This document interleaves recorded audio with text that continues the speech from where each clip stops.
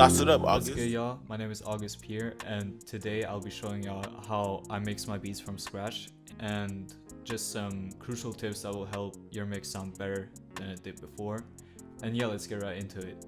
Alright, so I got this beat pulled up right here. It's a Wheezy type beat that I made a while ago. As you can see, I haven't mixed it yet. I haven't done anything to any of the channels but turned the volume down of the sample. And this is what it sounds like completely raw.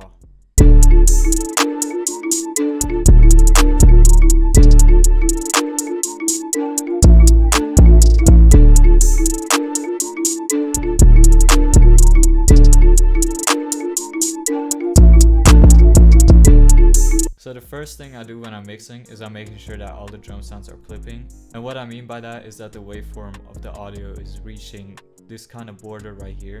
And if it doesn't, I use this boost knob right here and turn it up just a little bit. The reason you want it to be clipping is to actually get the drum sounds to hit way harder than they actually do. And I don't mean, with boosting, I don't mean that you should go overboard like this.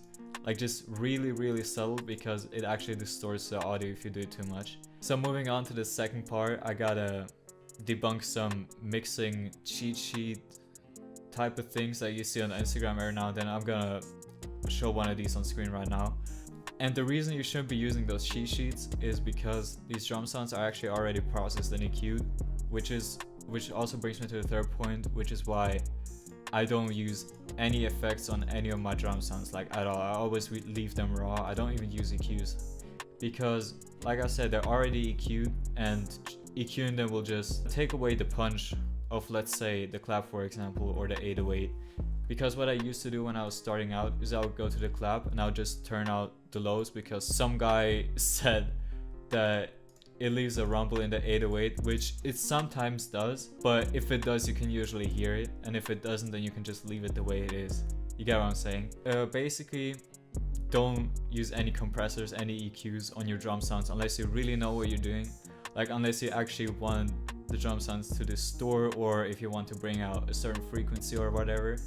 Because like a lot of beginners just make their EQs look like a roller coaster on the damn kick, and I don't understand why like it just doesn't sound good. It sounds weak, it sounds awful. Okay, so my next point is the master effects, and all I add to the master is a basic parametric EQ where I cut out the lows at 25 hertz, a second EQ where I boost the highs at 3 dB, which makes the whole beat sound a lot clearer, and the third effect being a soft clipper with the default settings, just to keep the beat from actually clipping and going over 0 dB.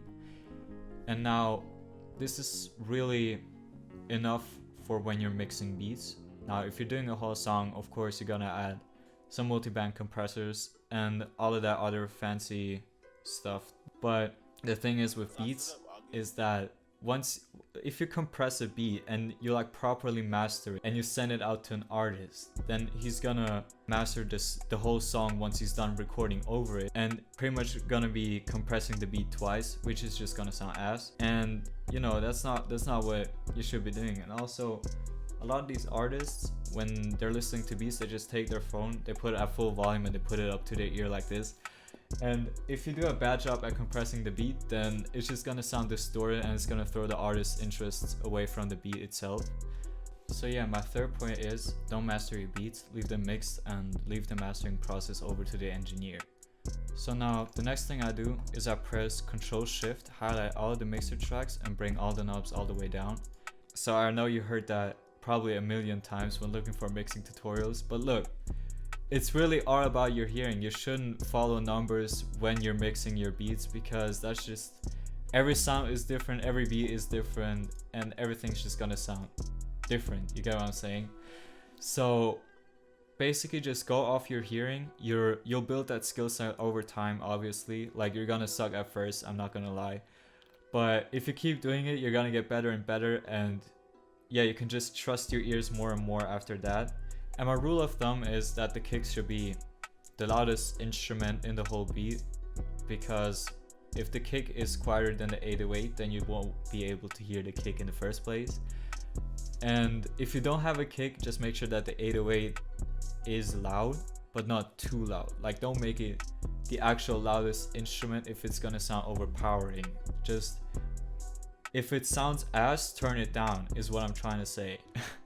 And same with the clap, make sure it's loud but not too loud, and just use your kick or your 808 as a foundation. So yeah, that's all I got to say about that. Now I'm gonna be leveling these sounds unedited in front of you so you can see how I do it. Now there's no rule to this, but I personally like to start off with the drums. So yeah, I'm gonna start leveling in the 808 and then I'm gonna build off of the 808 and do the remaining drum sounds.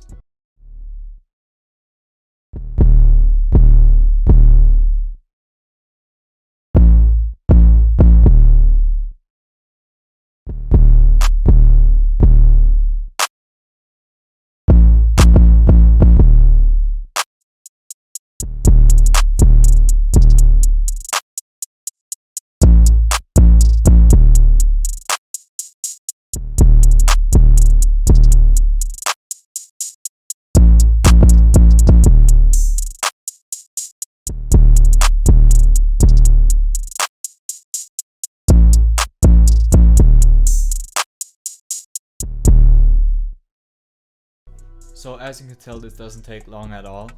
After I do the drums, I slowly bring in the melody until it sounds good enough. A good value is around louder than 18 dB but quieter than 9 dB is where I usually leave my melodies. So yeah, I'm gonna do that right now.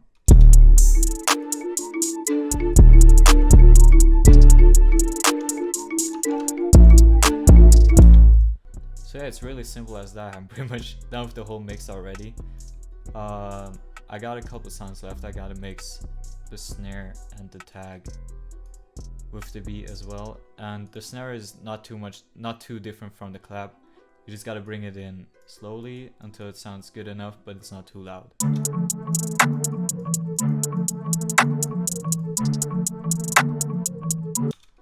I'm actually gonna boost some of the highs because I feel like it sounds a bit too muddy.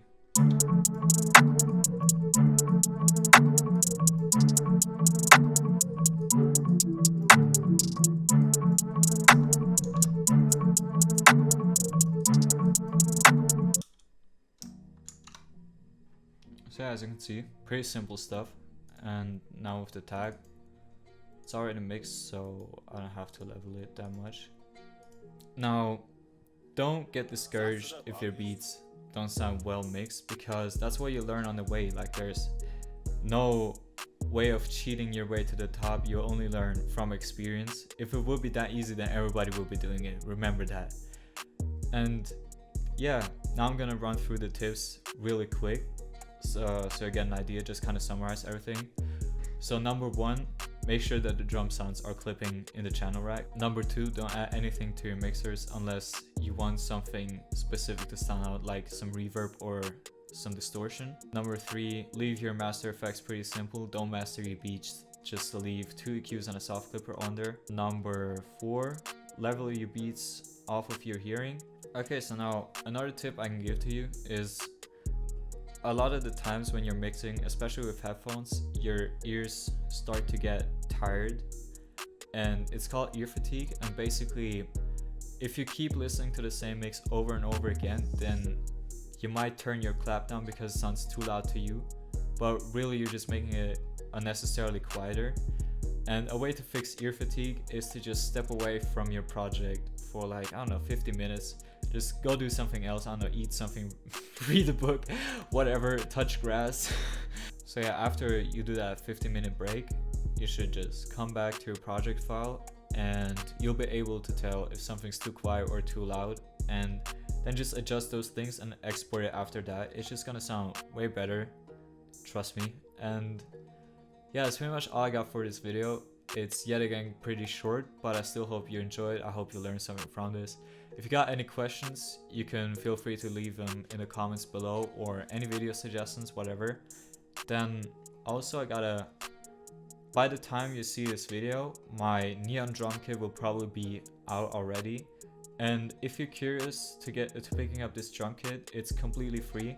All you gotta do is follow my Instagram, because I'm gonna do a post on Monday make sure you're subscribed to my YouTube if you want to see more of my tutorials, because I have my own channel.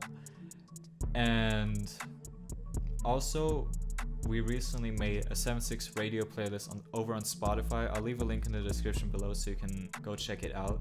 It's basically just our favorite songs. And yeah, that's all I got for this video. Bye.